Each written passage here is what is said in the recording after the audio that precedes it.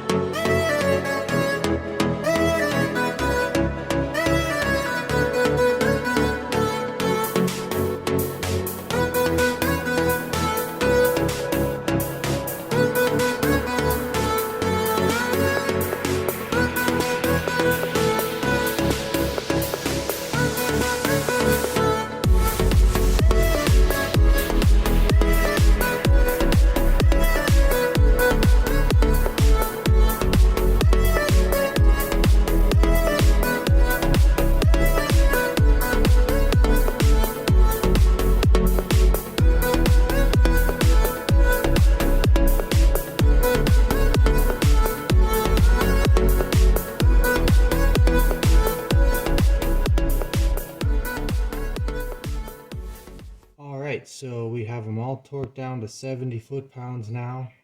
So I'm going to do another sequence now up to 100.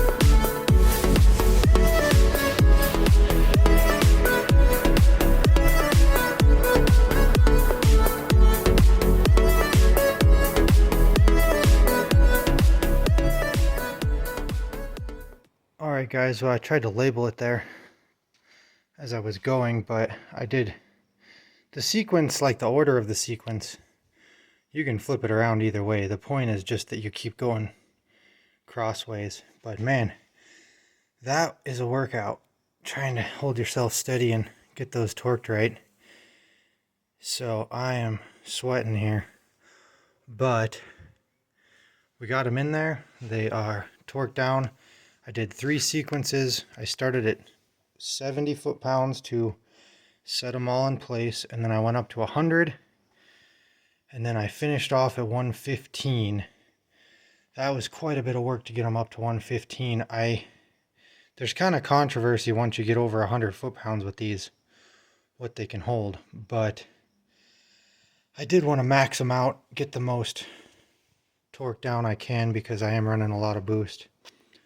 And the fueling is less though, so it should be good. We'll see. We're going to test them out. Usually pulling my boat and stuff, I'm holding over 30 quite a bit. So if it's going to blow the gasket, it's not going to take me too long to find out. So anyway, that is how you do it. Obviously that works in the car. It's the same sequence if you're doing a PD engine. Obviously just longer bolts, and the torque to yield bolts you finish with 2 quarter turns. I think you go to 45 foot-pounds and then 2 quarter turns or something like that.